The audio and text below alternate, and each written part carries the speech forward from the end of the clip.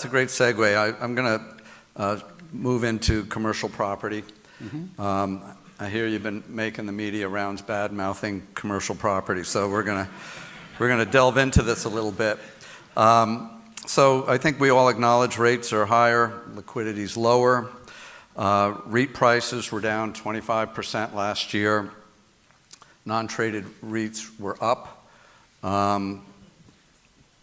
We had a discussion earlier in our segments that while, to your point, Howard, while the public markets are a pretty perfect leading indicator directionally, with regard to magnitude, as you say, they tend to overshoot and undershoot.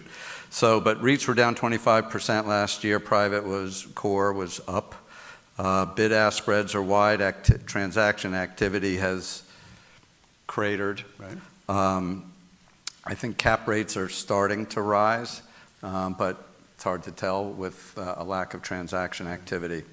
Moving to the real estate mortgage market, $4.5 trillion market, about $700 or $800 billion matures each of the next 4 or 5 years. A third of loans are floating rate, and a lot of multifamily and some office. And again, probably need to inject $500-600 billion over the coming years to maintain loan to value. So I guess I'm asking what your opinion is of that market, and where do you see opportunity? Well, I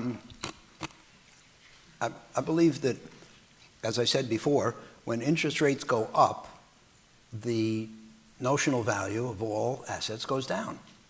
And last year we saw the fastest increase in interest rates in history. The Fed funds rate went from 0 to 4.5 in 9 months. Never been anything like that before. And at the same time, psychology swings from, I always say that in the real world, things fluctuate between pretty good and not so hot. But in terms of investor psychology, it goes from flawless to hopeless. And, we're on the way. We've made nobody thinks the outlook is flawless anymore. I don't think anybody has accepted that it's hopeless, and I don't know if they will. But certainly, psychology is more moderate today than it was. So you have higher rates depressing value, you have a negative swing in psychology, and then in certain sectors you have a real deterioration of fundamentals, long-term fundamentals, maybe office. Right. And certainly, as you said before, certainly office that's not great properties. Old or ill-located or something like that. Now, nobody can say whether the 25% decline of REITs is appropriate, not enough, or too much. But anything which hasn't been marked down is suspect. Right. In the financial crisis, the peak to trough for REITs, 72%. So if REITs are an indicator at all, to your point earlier, the magnitude versus 0809 is substantially different. But those are publicly traded REITs. Yeah. Now, one thing I want to stress to everyone here is that if you looked at a chart of the economy over the long term, it would kind of look like this. It has a moderate slope and moderate fluctuation. The long-term average is 2% a year, sometimes 3, sometimes 1, occasionally 4, and occasionally negative. But it's kind of like this. If you look at a chart of profits, or maybe net operating income, it looks like this, right? Mm-hmm. The fluctuations are greater. Why? Companies and properties are levered. Companies in particular have operating leverage, so when revenues decline by 20%, profits go down by half, and vice versa. And then they have financial leverage, so that whatever the change in the value of the asset is, the impact on the equity is magnified. So earnings fluctuate much more than GDP. And then if you look at public asset prices, they go like this. What makes up the difference? How do you explain the difference between this kind of fluctuation in profitability and this kind of fluctuation in prices? Bingo. Psychology. People go from flawless to hopeless. So clearly, the decline in the prices of REITs was overdone, right? And you went in and you bought a lot, and you made a lot of money. Right. So this is why he says grudgingly, but this is why we can't say whether the 25% decline in REITs is too much or not enough. Right. So is Oaktree looking at commercial property, and would you invest? You know, it seems like, and I remember this from back at when the energy market was in the tank, and you went around and talked to institutions, and nobody owned energy. And I heard on the panel today that everyone's been selling office for 10 years. Nobody owns it. So they sold it. They're waiting. They sold it, but nobody bought it. Exactly. Well, that's my question. So everyone on the panel said 3%. The office REITs only represent 3% of NAREIT today, of all the public markets. So who owns office? You're much closer to it than I am.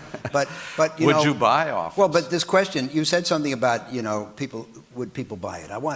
And you've given me a chance to respond to something that Matt said earlier. If I gave it to you for nothing, would you take it? And one of the things I talk about in the memo on the sea change is a change in the mentality in the investment business around 77, 78, which is when you went to work and when I switched from equities to high yield bonds. And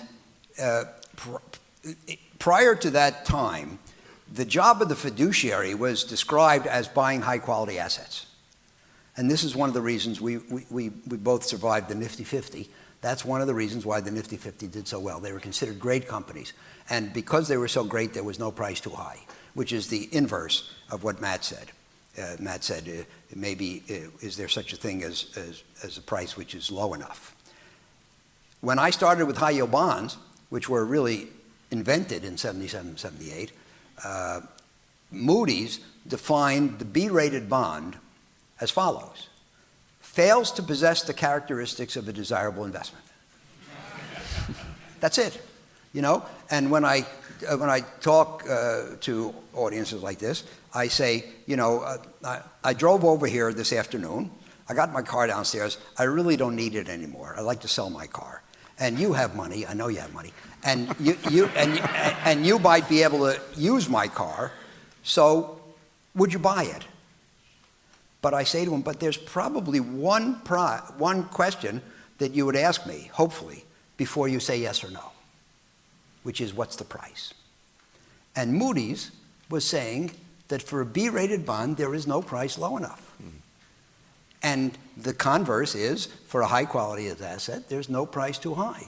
Both of which were terrible ideas, which now, and the first sea change that I lived through was the switch in that mentality.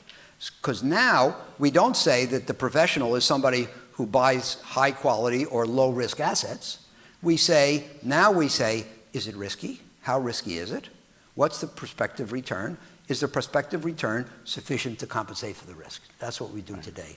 And you know, if we were still living in that mentality where it's the job of the professional to buy high quality assets, by definition, we couldn't have distressed debt funds, because all the companies we've invested in were either bankrupt or considered certain to become so. How could you responsibly invest in those? Well, the answer is there's such a thing as low enough. And the problem, of course, is that there's no place you can look to find out what that price is. And that's when you have to use judgment. But everything we're talking about here ultimately comes down to judgment. Not algorithms, not formulas, not rules. Superior subjective judgment.